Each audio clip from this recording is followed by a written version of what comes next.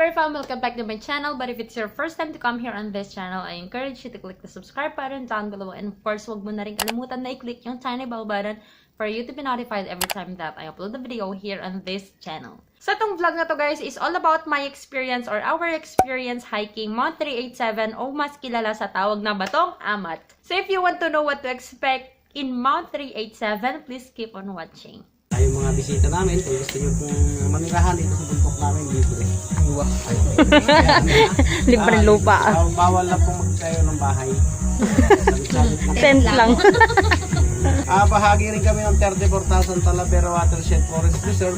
Yung pong katubigan namin dito dumadali sa malalaking ilog natin. Hanggang doon sa gawin ninyo sa Manila Bay. Ngayon lang ako, bes. Wala pa lang to. Wala pang 10 minutes! Ed. Laban. Hi! Laban. Kaya natin to. Ano bang naisipan natin at pinasok natin to? Ay, Diyos ko! Pag ubo-ubo lang, walang lalabas. Lumabas yung bubble gum! Ubo lang, walang labas. Walang labas agad. Yung bubble gum! Umuubo pa lang eh. Kapagod. Hindi na to biro. Hindi na to biro, guys. Pagod na kami. Huwag kayong naniniwala sa mga vlogger na easy lang to. Naniwala kayo sa amin. Nasaan yung easy dito? Sino bang may idea nito? Ikaw. Uy! Ikaw. Ito, macho na din pagbaba. Malayo pa yan. Wow. 3 kilometers pa dapat, bro. Yung ginawa namin ng mga friends ko, guys, is just a day tour or day hike lang siya. Pero pwede din kayo mag-overnight if you want to do the overnight. Yung payment po for the guide is 350 pesos for the day tour and 550 pesos naman for the night tour. Kailangan nyong magbuhat ng mga sarili nyong tent pagpunta nyo doon sa summit, guys, or pagpunta nyo doon sa Lovers Tree. Kung hindi nyo naman kayang magbuhat ng madaming gamit, pagpunta nyo guys doon sa summit, pwede din naman kayong mag-hire ng mga porters, which is 350 pesos or 450 pesos for every 15 kilograms na bubuhatin nila. Oh. Anong feelings nyo? Anong feeling nyong dalawa? Ganun mo. Anong masasabi nyo sa I'm Mount sorry. Di ko na po kaya. May dala atang suture si French. Isuture muna natin. Nagtugaw ka ganun ah. Upo ka kasi ng maayos. Ikaw splint na, kuya. Kuya, lagyan mo ng splint.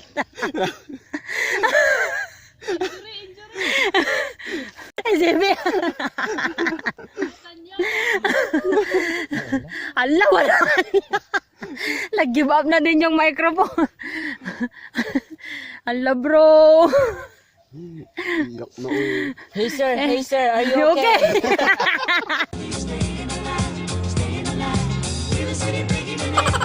Ah, wala.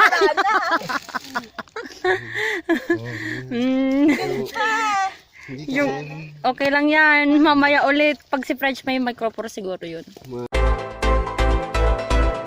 remember, this is the first time you're gonna show us what you got, right? You get about 10 frames.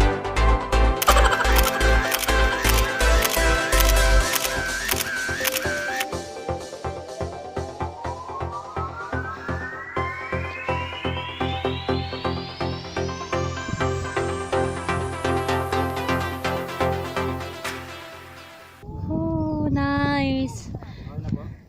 Sarap matulog dito. Mga ilang minutes pa po kuya mula dito po?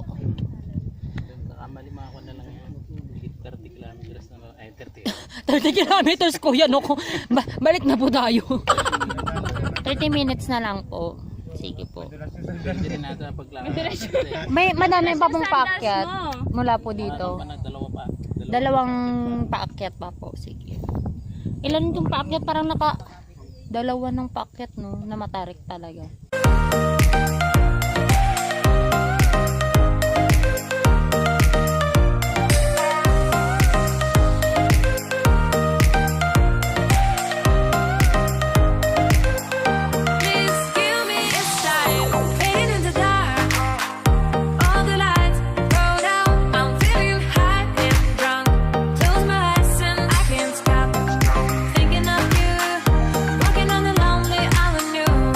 I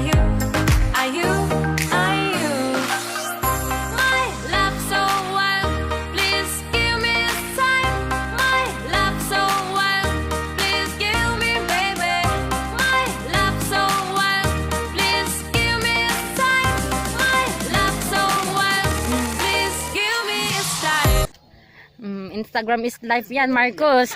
Galingan mo. Yan ang ikabubuwag ninyo pag hindi mo. Yan na ang ikakasira ninyong magkakaibigan. Nasira ang pagkakaibigan namin dahil lang sa Instagram. Woo!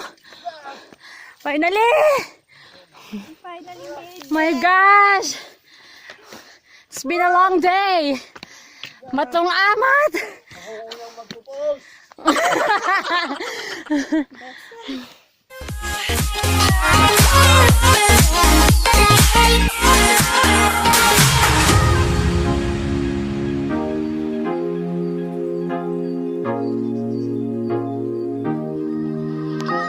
Yeah. Sige na, sige na, sige na. Sige na, sige na. Dalawa pa. Action!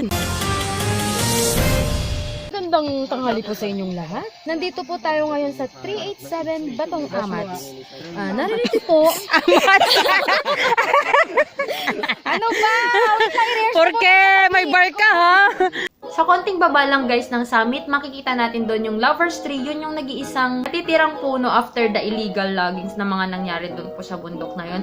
And of course, during rainy season or kapag hindi ganitong mainit na mainit yung season guys, all the hikers are required na kumuha po ng mga seedlings sa baba na itatanim malapit sa Lovers Tree. So makikita mo doon sa malapit sa Lovers Tree, madami po doon ang mga puno na tinanim na po ng mga previous hikers. Tinawag din siyang Lovers Tree kasi according to Kuya, may nagka-inlaban daw doon. So mga nauna na hikers, may nagka-inlaban daw doon. And pagbaba nila, o di sila na, o di kayo na ang my love life sa Mount 387. Dahil summer ngayon pumunta kami guys, sobrang init talaga. So hindi na kami na-require guys na magtanim ng mga puno pa malapit sa summit or malapit sa Lovers Tree, which is really good for me kasi ayoko na ng dagdag na dalahin or na bubuhatin. So, ang nangyari guys, kaming lahat po, we were required to get a bottle of water na ibubuhos namin or pang water sa mga itinanim ng mga previous hikers. The hike will take about 1.5 to 3 hours. Depende yan sa pace nyo guys. So, I suggest pumunta kayo doon ng mga weekdays kasi daw guys, kapag weekends, 2 to 300 people daw yung pumupunta doon. And we went there during Monday. And kami lang, yung group lang namin. 11 persons lang po yung nandun sa bundok. And mas maganda yung ganun guys kasi sa inyo lahat ng pang-Instagram na location, hindi ka napipila-pila pa. Compared kapag madami yung mga pumupunta, sobrang bagal daw ng pag-hike guys, lalo na kapag yung mga nakasabayan mo ay yung mga beginners, ayan, sobrang tagal daw ng hiking and ang init talaga dun guys. So yung pagbaba, it will take 3 to 4 hours again and 3/4 of the path guys or ng daan dun, kailangan mo po na humawak sa tali para makababa ka lang. Kasi kung hindi ka hahawak sa tali, there is a big chance na mahulog ka and sobrang madudulas din yung mga daan guys. Actually, some of our friends, mga nadulas. Pero yung mga guide naman guys, kapag yung mga feeling nyo hindi nyo kaya yung mga daan, yung mga guide sabihan nyo lang sila, a-assist naman nila kayo. Pagdating naman guys sa Aloha Falls, yun na, parang yun lang yung reward ko para sa sarili ko. Wala na akong pakialam kung nakasamit ako hindi. Pero pagdating ko talaga sa Aloha Falls, yun na yung gusto ko. Gusto ko nang magstay doon guys, sobrang lamig.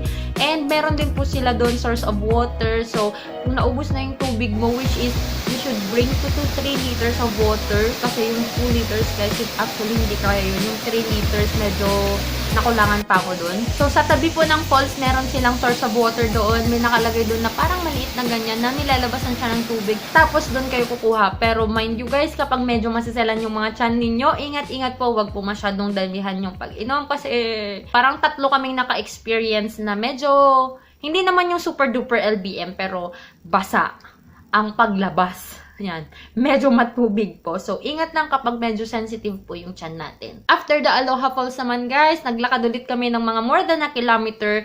Tapos, meron doon kamatsili. Ang inaantay na kamatsili. Kasi doon kami mag-aantay, guys, ng sundo namin na truck, which is 20 pesos per person yung bayad doon.